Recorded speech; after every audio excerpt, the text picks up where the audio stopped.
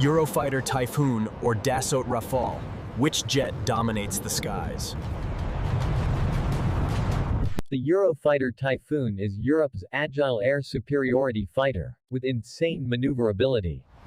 Rafale, France's multi-role fighter, can strike air, land, and sea targets with precision. Typhoon reaches Mach 2, while Rafale is slightly slower but packs more weapons.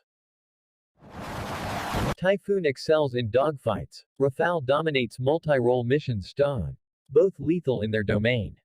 Typhoon serves several European nations, while Rafale is praised globally for reliability and versatility. So, which fighter would you pick? Comment below.